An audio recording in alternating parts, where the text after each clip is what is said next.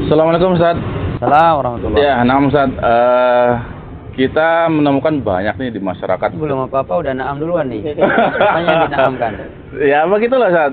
Di masyarakat kita banyak menemukan ketika kita menjelaskan tentang bid'ah segala macam gitu kan. Masyarakat bilang dikit-dikit bid'ah, dikit-dikit bid'ah. Wajah itu tuh bid'ah tuh Ustaz. Nah, mereka juga mengatakan mic, mobil segala macam dibilang bid'ah gitu Ustaz. Nah, bagaimana kita menjelaskan kepada mereka bahwa ibadah ini adalah sesuatu yang tidak dicontohkan atau ini adalah ibadah yang memang benar-benar dicontohkan gitu Ustaz? Ya sebenarnya sih itu karena gagal paham ya tentang pembahasan bid'ah. Terkadang memang kalimat bid'ah ini mengerikan bagi sebagian orang. Ya sebuah kalimat yang kebanyakan orang fobia mendengarnya ya.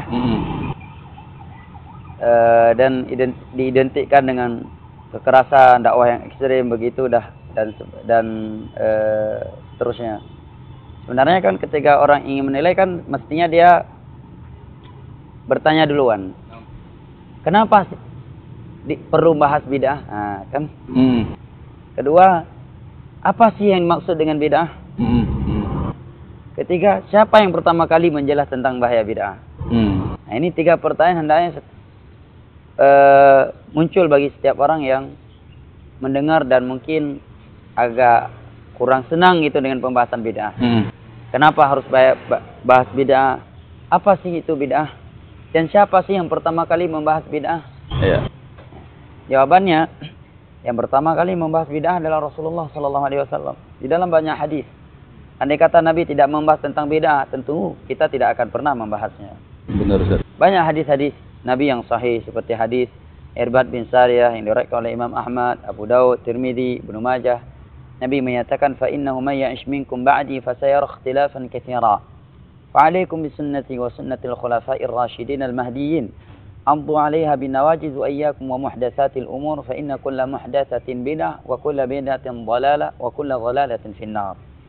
Maka barang siapa yang hidup panjang setelahku di antara kalian, maka dia akan melihat perselisihan yang banyak dari umatku. Tata cara mereka beribadah berbeda, akidah mereka berbeda. Maka kata Nabi, kalau kaum muslimin sudah seperti ini, hendaknya kalian berpegang teguh dengan sunnahku. Berpegang teguh dengan sunnah khulafa ar-rasyidin yang telah mendapatkan hidayah dan petunjuk. Maka kalau ada suatu ibadah yang manusia berselisih, ini Nabi, ini sebagian orang mengingkarinya, sebagian orang merayakannya, sebagian orang melakukannya, sebagian orang lain tidak. Maka jalan keluar yang pertama kali kita lihat, Rasulullah pernah nggak melakukannya? Ada nggak ini di masa Rasulullah dan para sahabatnya?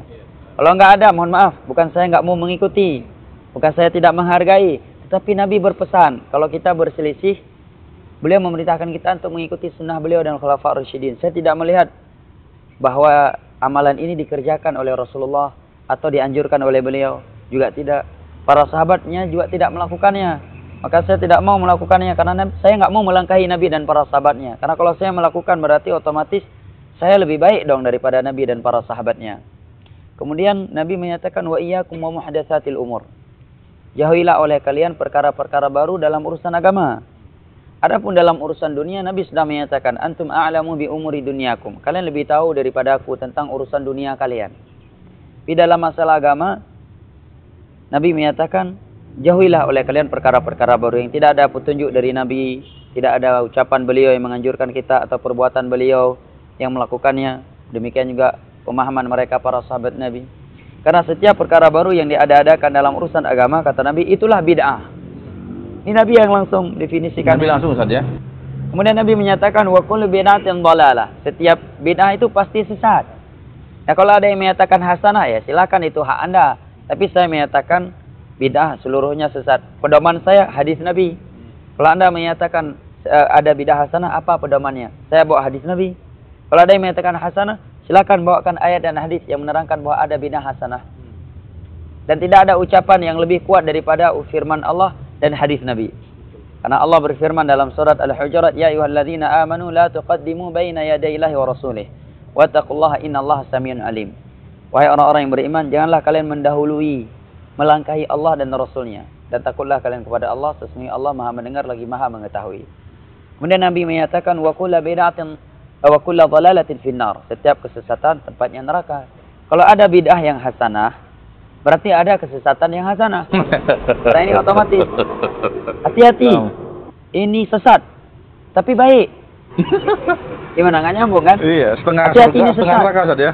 Tapi belum pasti neraka. Nah. Oh, ini sesat tapi baik. Nah, gimana tuh? Nggak nyambung jadinya. Sama juga Nabi sudah menyatakan seluruh kul, seluruh bid'ah sesat. Kalau ada yang mengatakan, oh ini bid'ah hasanah, berarti maknanya apa? Ini sesat tapi baik. Kan begitu? Iya.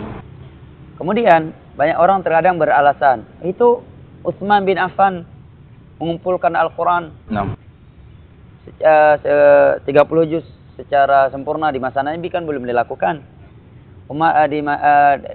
Umar bin Khattab radhiyallahu an mengumpulkan manusia untuk melakukan salat tarawih. Nah, ini berarti ada bid'ah dong. Bid'ah hasanah. Maka jawabannya kita katakan yang pertama, Umar bin Khattab radhiyallahu anhu dan Utsman bin Affan termasuk khulafa ar-rasyidin yang sudah direkomendasikan oleh Allah dan Rasulnya.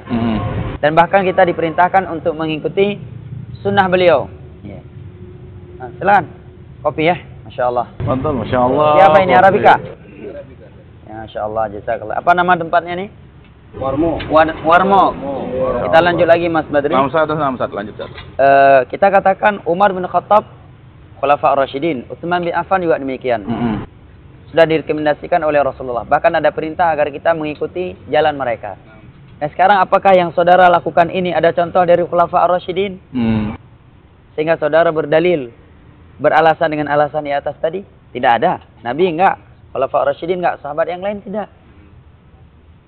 Yang kedua, tarawih yang dikumpulkan oleh Umar bukan sesuatu yang baru, karena di masa Nabi udah ada tarawih. Oh, sudah ada Ustaz ya? Iya, 3 malam kan? 6. Di akhir 10 malam terakhir. Hanya saja Nabi tidak melakukan terus-menerus, khawatir akan dianggap itu sesuatu yang wajib. Karena Nabi meninggalkan. Karena firman masih turun Ustaz ya? Kecuali Umar menciptakan ibadah yang belum ada di masa Nabi. Ya, baru kita bisa katakan bolehnya bid'ah hasanah. Umar kan nggak menciptakan ibadah baru. Tapi beliau mengembalikan manusia untuk melakukan suatu ibadah yang sudah sekian lama mereka tidak melakukannya secara seperti itu. Yang acaranya yang seperti itu sudah ada di masa Nabi. Demikian juga Utsman. Utsman tidak membawa Al-Quran baru. Apa yang beliau kumpulkan itulah Al-Quran yang turun di masa Nabi. Kecuali beliau mengumpulkan sesuatu yang di masa Nabi belum ada dari Al-Quran, kemudian di masa beliau masukkan ke dalam Al-Quran. Yang beliau kumpulkan adalah Al-Quran yang sudah ada dan turun kepada Nabi di masa itu. Tidak kurang dan tidak lebih.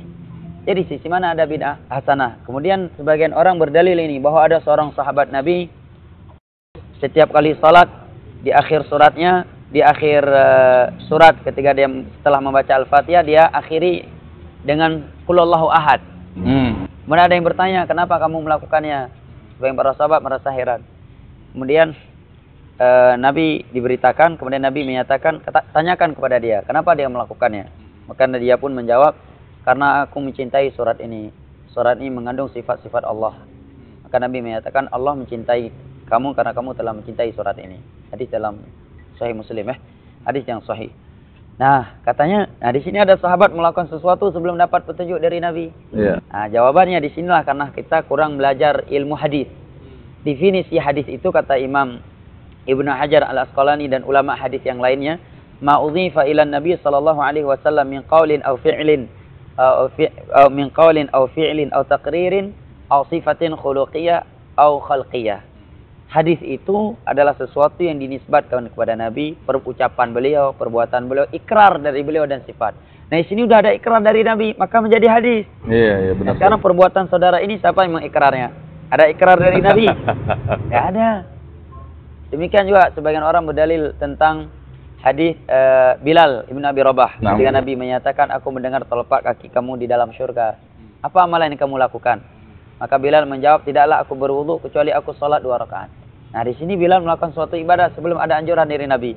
Pertanyaannya, dari mana saudara bisa tahu bahwa Bilal melakukan ini sebelum ada anjuran? Ini butuh bukti, karena kalau tidak kita menuduh Bilal bin Abi Rabah, Bilal melakukan suatu ibadah tanpa petunjuk dari Nabi. Dan itu hal yang tidak mungkin dari para sahabat Nabi. Iya, benar. Bahkan kalau kita melihat kepada sejarah wudu itu sudah ada semenjak di Mekah. Ya kan? Nabi sudah berwudu di Mekah dan Utsman radhiyallahu anhu dalam sebuah riwayat Bukhari dan Muslim ketika beliau mempraktekkan sifat wudu Nabi, kemudian beliau menyatakan, demikian aku melihat Nabi berwudu. Kemudian beliau menyatakan bahwa Nabi bersabda, man tawaddaa nahwa wudu'i hadza thumma shalla raka'ataini la yuhadditsu fihi ma nafsahu ghafarallahu lahu ma taqaddama min dhanbihi wa ma ta'akhkhar. Barang siapa yang wudunya seperti wuduku ini, kemudian dia salat 2 rakaat dan dia khusyuk di dalamnya, maka Allah akan ampuni dosa-dosa yang telah berlalu. Ya, dan yang akan datang. Menunjukkan anjuran untuk salat 2 rakaat setelah wudu udah ada. Udah ada ya. Sebelumnya, karena Nabi udah berwudu semenjak di Mekah dan Nabi berkata demikian. Nah. Kedua, andai kata belum ada, Nah. sudah ada ikrar dari Nabi. Ikrar adalah hadis. Iya. Karena hadis Nabi itu kan ucapan, perbuatan atau ikrar atau sifat. Nah. Iya, akhlak dan postur tubuhnya Nabi sallallahu alaihi wasallam. Nah, sekarang yang dilakukan ini yang dikatakan ini kan baik. Siapa yang mengikrarnya?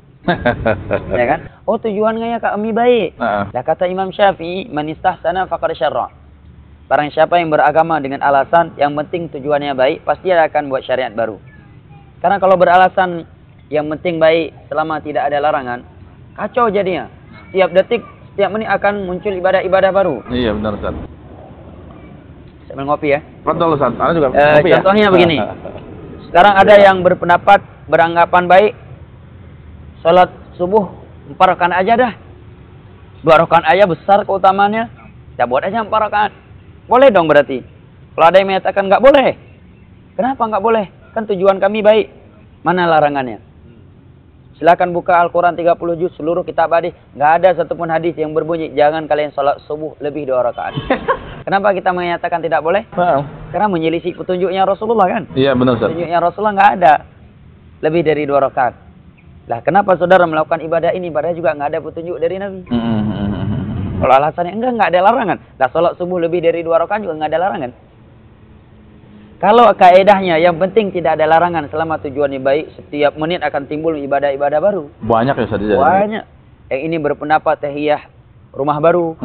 Dia kiaskan ke tahiyatul masjid. Akhirnya dia sholat 2 rakaat tahiyatul rumah baru. Kan kacau jadinya. Yang satu lagi karena punya mobil baru, sebelum naik mobil baru dia sholat tahiyatul masjid mobil baru 2 rakaat. Nggak bisa larang dong. Iya dah. Kan tujuannya baik. Benar. Dan nggak ada yang larang. Nggak ada yang larang. Betul kayak Mbah bilang. Kacau jadi agama ini.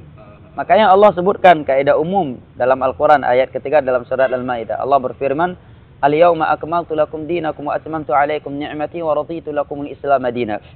Hari ini telah aku sempurnakan agama kalian untuk kalian. Ayat ini turun di Haji Wada di hari Arafah pada hari Jumat. 80 hari setelah ayat ini turun, Nabi kita SAW diwafatkan oleh Allah.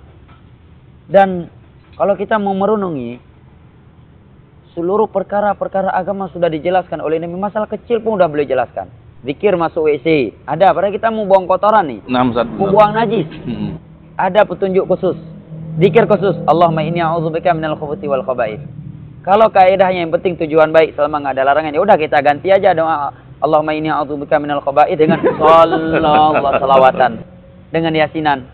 Kita ganti aja dengan salawatan. Sallallahu. Sebelum masuk kamar mandi, salawat belum selesai, itu udah keluar. Kacau jadinya kan? Kacau jadinya. Atau ada orang ingin menggantikan zikir yang Nabi anjurkan. Misalkan zikir ketika kita ingin melakukan hubungan pasangan suami istri, kan ada zikir khusus yang dianjurkan oleh Nabi. Allahumma jannibna syaitan wa jannibi syaitan ma razaqtana. Kalau kaedahnya yang penting tujuan baik selama nggak ada larangan, ganti aja ini. Ada orang gantikan doa ini dengan salawatan.